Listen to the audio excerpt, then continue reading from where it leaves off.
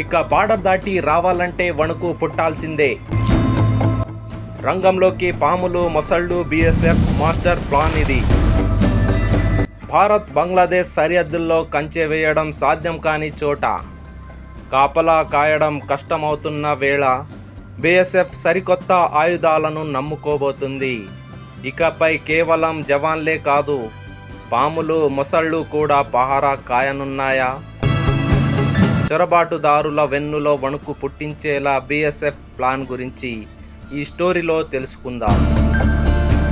బంగ్లాదేశ్ ఏర్పడటం ఒక పెద్ద చరిత్రాత్మక సంఘటన. ఇందులో ఇందిరాగాంధీ కీలక పాత్ర పోషించారు. బంగ్లాదేశ్ ఎప్పుడు విడిపోయింది? బంగ్లాదేశ్ దేశం 1971 డిసెంబర్ 16న స్వతంత్ర దేశంగా ఏర్పడింది. దీనిని బంగ్లాదేశ్ లిబరేషన్ వార్ అంటారు. ఎందుకు విడిపోవాల్సి వచ్చిందంటే, బంగ్లాదేశ్ ముందు ఈస్ట్ పాకిస్తాన్గా ఉండేది. ప్రధాన కారణాలు: భాషా సమస్య. ఈస్ట్ పాకిస్తాన్ ప్రజలు బెంగాలీ మాట్లాడేవారు. వెస్ట్ పాకిస్తాన్ ఉర్దూనే అధికార భాషగా పెట్టింది. అన్యాయం అండ్ వివక్ష. ఆర్థికంగా, రాజకీయంగా ఈస్ట్ పాకిస్తాన్ను తక్కువగా చూసేవారు.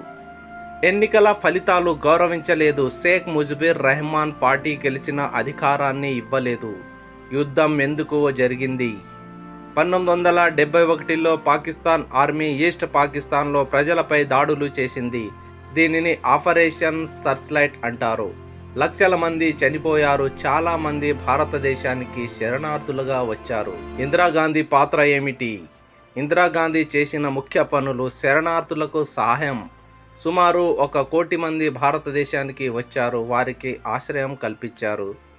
అంతర్జాతీయ మద్దతు పొందడం. ప్రపంచ దేశాలకు సమస్యను వివరించారు. పాకిస్తాన్పై యుద్ధం ప్రకటించడం. 1971 డిసెంబర్లో ఇండియా యుద్ధంలోకి దిగింది.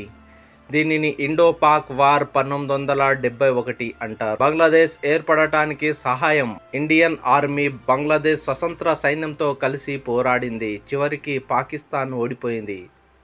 ఫైనల్గా ఏమైంది? పాకిస్తాన్ ఆర్మీ లొంగిపోయింది. బంగ్లాదేశ్ స్వతంత్ర దేశంగా ఏర్పడింది. షేక్ ముజిబుర్ రెహమాన్ దేశ నాయకుడయ్యారు. ఇండియా ఇందిరాగాంధీ సహాయం చేసింది. 1971లో బంగ్లాదేశ్ ఏర్పడింది. 1971లో సాయం చేసిన ఇండియానే మర్చిపోయింది బంగ్లాదేశ్. తనకు అన్యాయం చేసిన పాకిస్తాన్తోని చేతులు కలుపుతుంది. బంగ్లాదేశ్లో షేక్ హసీనా ప్రభుత్వం పడిపోయినప్పటి నుండి బంగ్లాదేశ్ ఇండియాతో కయ్యానికి కాలు దువ్వుతుంది. షేక్ హసీనా బంగ్లాదేశ్ నుండి పారిపోయి ఇండియాకి వచ్చింది. ఇండియా ఆమెను ఆశ్రయం ఇచ్చిందనే కారణంతో ఆ దేశం మన ఇండియాపై లేనిపోని ఆరోపణలు చేస్తుంది. బంగ్లాదేశ్లో హిందువులపై దాడులు చేయిస్తుంది. ఆ దేశ ప్రధాని మొహమ్మద్ యూనుస్ భారతదేశంలోని తూర్పు రాష్ట్రాలు బంగ్లాదేశ్ ప్రాంతంలో ఉన్నాయి అని అంటుంటాడు. మరియు ఆ దేశ పౌరులు, స్మగ్లర్లు భారతదేశంలోని బార్డర్ దాటి చొరబడుతున్నారు. కాబట్టి వీటన్నిటినీ కట్టడి చేయడానికి భారతదేశ ప్రభుత్వం పశ్చిమ బెంగాల్లోని సుందర్బన్స్ మ్యాంగ్రూవ్ అడవి ప్రాంతంలోని ఆ దేశ ప్రజలను అక్రమంగా మన దేశంలోకి రాకుండా అరికట్టడానికి ఒక ప్లాన్ వేస్తుంది. కంచె వేయడానికి వీలులేని నదీ ప్రాంతాలలో పాములు, మొసళ్ళు వంటి ప్రమాదకరమైన జంతువులను వదిలితే ఎలా ఉంటుంది అనే కోణంలో ఆలోచిస్తుంది. బంగ్లాదేశ్ సరిహద్దులో కొన్ని చోట్ల నదులు, చిత్తడి నేలలు ఉండటం వల్ల అక్కడ ఇనుప కంచె వేయడం సాధ్యం కావట్లేదు. ఇలాంటి చోట్ల నుంచే స్మగ్లర్లు, చొరబాటుదారులు దేశంలోకి వస్తున్నారు. వీరిని భయపెట్టి అడ్డుకోవడానికి పాములు, మొసళ్ళు వాడాలని కేంద్ర హోంశాఖ సూచించినట్లు తెలుస్తుంది. దీనిపై సాధ్యాలను పరిశీలించాలని బీఎస్ఎఫ్ తన క్షేత్రస్థాయి అధికారులను ఆదేశించింది. వారి ప్రతిపాదన కేంద్ర హోంమంత్రి అమిత్ షా ఆదేశాలకు అనుగుణంగా ఉన్నట్టు తెలుస్తుంది. ఫిబ్రవరి 9న ఢిల్లీలో జరిగిన ఉన్నత స్థాయి సమీక్షా సమావేశం అనంతరం ఈ నిర్ణయం వెలువడింది. ముఖ్యంగా పహారా కష్టతరంగా ఉన్న డార్క్ జోన్లలో రక్షణను పటిష్టం చేయడం దీని ప్రధాన ఉద్దేశం. ఇందులో ఉన్న సవాళ్లు ఇవే. ఈ ఆలోచన వినడానికి కొత్తగా ఉన్న అమలు చేయడంలో కొన్ని పెద్ద చిక్కులు ఉన్నాయి. సరిహద్దుకు ఇరువైపులా చాలామంది ప్రజలు నివసిస్తున్నారు. వరదలు వచ్చినప్పుడు ఈ పాములు మొసళ్ళు గ్రామాల్లోకి వచ్చి సామాన్య ప్రజలను గాయపరిచే అవకాశం ఉంది. ఇన్ని పాములను మొసళ్లను ఎక్కడి నుండి తీసుకురావాలి, వాటిని ఒకే చోట ఎలా ఉంచాలి అనేదే పెద్ద ప్రశ్న. జంతువులు మనం చెప్పినట్లు వినవు కాబట్టి అవి సరిహద్దు దాటి అటువైపు వెళితే పరిస్థితి ఏంటి అనే సందేహాలు కూడా ఉన్నాయి.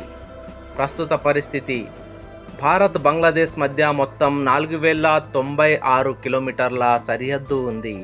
ఇందులో దాదాపు 371 కిలోమీటర్ల మేర ఇంకా కంచె వేయాల్సి ఉంది.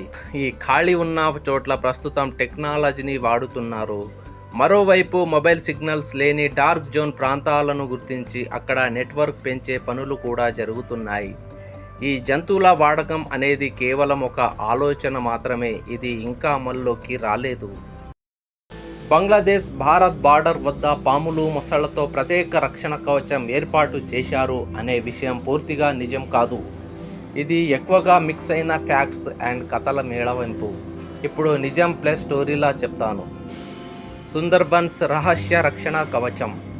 భారత్ బంగ్లాదేశ్ మధ్యలో ఉన్న ప్రపంచంలోని అతిపెద్ద మ్యాంగ్రూవ్ అడవి సుందర్బన్స్. ఈ ప్రాంతం సహజంగానే ఒక డేంజరస్ బార్డర్గా పనిచేస్తుంది. అక్కడ ఉన్న ప్రమాదకరమైన జంతువులు, విషపూరిత పాములు, భారీ మొసళ్ళు, ప్రపంచంలోనే అత్యంత ప్రమాదకరమైన పులులు, బెంగాల్ టైగర్. నిజ జీవితంలో ఏం జరుగుతుంది? ఈ సుందర్బన్స్ అడవుల్లో నేల మొత్తం బురదతో ఉంటుంది. క్విక్ శాండ్ లాంటి పరిస్థితి. ప్రతి మూలలో పాములు దాక్కుంటాయి. నదుల్లో మొసళ్ళు ఉంటాయి. పులులు మనుషులపై దాడులు చేసిన కేసులు ఉన్నాయి. అందుకే ఇది న్యాచురల్ సెక్యూరిటీ సిస్టంలా పనిచేస్తుంది. బార్డర్ సెక్యూరిటీ ఎలా ఉంటుంది? బంగ్లాదేశ్ వైపు బార్డర్ గార్డ్ బంగ్లాదేశ్ ఇద్దరు కలిసి కొంత భాగంలో ఫెన్సింగ్ పెట్టారు. కానీ సుందర్బన్స్ ప్రాంతంలో ఫెన్సింగ్ అసాధ్యం. అందుకే సహజ అడవి ప్లస్ జంతువులే రక్షణగా మారాయి. ఒక రాత్రి మబ్బులతో కమ్ముకున్న సుందర్బన్స్ అడవిలో ఒక స్మగ్లింగ్ గ్యాంగ్ బార్డర్ దాటాలని ప్రయత్నిస్తారు. నీళ్లలో కాలేయగా చుట్టూ కదులుతున్న నీడలు, పాము శబ్దం, నీటిలో కదులుతున్న మొసలి, దూరంలో పులి గర్జన. అతను ఒక్క అడుగు కూడా ముందుకేయలేడు. చివరికి అర్థమవుతుంది, ఇక్కడ గన్స్ కంటే ప్రత్యేకత పెద్ద గాడ్. కాబట్టి ఇది కేవలం ఒక సెక్యూరిటీ ప్లాన్ కాదు, ఇది ప్రకృతి ప్లస్ మనుషుల కలయిక. గన్స్ కంటే భయంకరమైనది ప్రకృతి. ఇకపై ఈ బార్డర్ దాటాలంటే పాముల్ని దాటాలి, మొసల్ని తప్పించుకోవాలి, పులిని ఎదుర్కోవాలి. అప్పుడు మాత్రమే బతికి బయటపడగలం.